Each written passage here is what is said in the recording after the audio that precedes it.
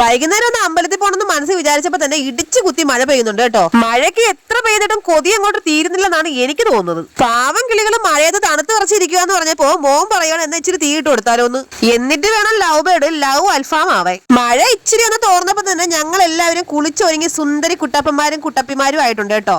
ഈ മഴയത്തും ചെളിയിലും ഇടാൻ പറ്റിയ ഡ്രസ്സാണ് രണ്ടു മക്കളും ഇട്ടേക്കുന്നതെന്ന് അച്ഛൻ. അത് പിന്നെ അമ്പലത്തിലൊക്കെ പോണല്ലേ, ഇച്ചിരി കളർ ആയിക്കോട്ടെ എന്ന് വിചാരിച്ചു. അമ്പലത്തിൽ പോകാൻ വേണ്ടിട്ട് ഒരുങ്ങി ഇറങ്ങിപ്പോ നമ്മുടെ കുട്ടി സബ്സ്ക്രൈബർ ഇന്നാള് വന്നില്ലായിരുന്നു നദീഷ. ആ കുട്ടി കുറെ റംബുത്താൻ കൊണ്ടുവന്നു കേട്ടോ. ഒത്തിരി താങ്ക്സ് ഉണ്ട് മോളെ. മഴ ഇച്ചിരി ഒന്ന് തോർന്നല്ലോ എന്ന് ആശ്വസിച്ച് ഒരുങ്ങി കെട്ടി ഇറങ്ങിയതായിരുന്നു. ദേ പറഞ്ഞടാ മഴ. അങ്ങനെ ഒരുവിധം ഞങ്ങൾ മഴയൊക്കെ നീന്തി കയറി ചടയമംഗലത്തിലുള്ള അമ്പലത്തിൽ എത്തിയിട്ടുണ്ട്. ഈ സ്റ്റെപ്പ് കയറുമ്പോഴേക്ക് നല്ല പേടിയുണ്ടായിരുന്നു, കാരണം നല്ല വഴുക്കലുണ്ടായിരുന്നു കേട്ടോ. ഇതിനിടയ്ക്ക് മോൻ ഒരു തവണ മുണ്ടും എടുത്ത് മൂടും തല്ലി വീണെടുത്തായിരുന്നു കേട്ടോ. ദേ ഇപ്പൊ ഞാൻ ഈ ചിരിച്ചോണ്ട് നിന്ന് വീഡിയോ എടുക്കുന്നത് എന്താന്ന് വെച്ചാൽ ഒരാൾ അവിടെ നിന്ന് വീണെടുത്തിട്ട് ഓടി വന്ന് പോസ്റ്റ് ചെയ്യുന്നുണ്ട് വീഡിയോക്ക്. അമ്പലത്തിനകത്ത് ഫോട്ടോ എടുക്കാനൊന്നും പറ്റാത്തതുകൊണ്ട് പുറത്തു നിന്ന് കുറച്ചു നേരം ഫോട്ടോഷൂട്ടൊക്കെ നടത്തിയിട്ടാണ് അകത്ത് കയറിയത്. ചീതൂട്ടി അമ്പലത്തിനകത്ത് കയറിയിട്ട് ആകെ മൊത്തം അവിടെ എല്ലാം ഓടി നടക്കുമായിരുന്നു കേട്ടോ. അവൾ ഇട്ടോണ്ട് പോയ വെള്ള ഉടുപ്പ് തിരിച്ച് വീട്ടിലെത്തിയപ്പോ കരിക്കലത്തിന്ന് മുങ്ങിണ്ടതുപോലെ ആയിരുന്നു. മൊത്തം കരിയും ചന്ദനവും മഞ്ഞയും ഒക്കെ ആയിരുന്നു കേട്ടോ. ഇടയ്ക്ക് അമ്പലത്തിൽ പാട്ടിട്ടപ്പോ അവിടെ ഇരുന്ന് കൊച്ചൊരു ഡാൻസും കളിച്ച് പാസ്സാക്കിയിട്ടുണ്ട്. എടുക്കാൻ നോക്കിയിട്ടോട്ട് സമ്മതിക്കുന്നുമില്ല. എന്നാ പിന്നെ കൈ പിടിച്ചൊന്ന് വീട്ടിലേക്ക് കൊണ്ടുപോകാന്ന് വിചാരിച്ചപ്പോ ദേ കൈയും തട്ടി കളഞ്ഞിട്ട് ഓടുന്നു. എന്റെ ദൈവമേ, ഈ പെങ്കൊച്ച് എന്നെ ഒന്ന് വീട്ടിൽ പോകാൻ സമ്മതിക്കുമെന്ന് തോന്നുന്നില്ല. അവിടെ മൊത്തം ഓടി നടക്കുമായിരുന്നു. ഈ കാണുന്ന രണ്ടെണ്ണം ഇന്ന് മിക്കവാറും അമ്പലത്തിൽ ഭജന ഇരിക്കാനുള്ള പരിപാടിയാണെന്ന് തോന്നുന്നു. ഒരു വിധത്തിൽ വിളിച്ചിട്ട് വരുന്നില്ല.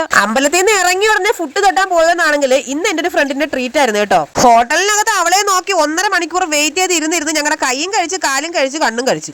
അവൾ എന്നെ വിളിച്ച് പറഞ്ഞു, നിങ്ങൾ ഫുഡൊക്കെ ഓർഡർ ചെയ്ത് കഴിച്ചു തുടങ്ങിക്കോ, ഞാൻ ദേ എത്തിയെന്ന്. ഞാനാണെങ്കിൽ അത് കേൾക്കേണ്ട താമസം അവള് പറഞ്ഞ അതേ ഹോട്ടലിൽ തന്നെ കയറി ഫുഡ് എല്ലാം ഓർഡർ ചെയ്ത് കേട്ടോ. അങ്ങനെ അവളെ നോക്കി ഇരുന്നിരുന്ന് ദോശ വന്നു, പൊറോട്ട വന്നു, കൊത്തു പൊറോട്ട വന്നു, അങ്ങനെ സകലമാന സാധനങ്ങളും വന്നു. പക്ഷെ അവസാനം അവള് മാത്രം വന്നില്ല. ദൈവമേ, എനിക്കാണെങ്കിൽ പൊറോട്ട അടിക്കാനും അറിഞ്ഞൂടെ. ഇല്ലെങ്കിൽ ഇവിടുന്ന് പൊറോട്ട അടിച്ചിട്ടെങ്കിലും രക്ഷപ്പെടായിരുന്നു. അവസാനം ഇരുന്നിരുന്ന് ഞങ്ങൾക്ക് ഓർഡർ ചെയ്ത ഫുഡെല്ലാം ഞങ്ങൾ കഴിക്കുകയും ചെയ്തു. അവർക്ക് ഓർഡർ ചെയ്ത ഫുഡ് ഞങ്ങൾ പാഴ്സലും ആക്കി മേടിച്ചു. ഇനി ഇവിടെ എങ്ങനെ ബില്ല് കൊടുക്കും അല്ലയ്യ.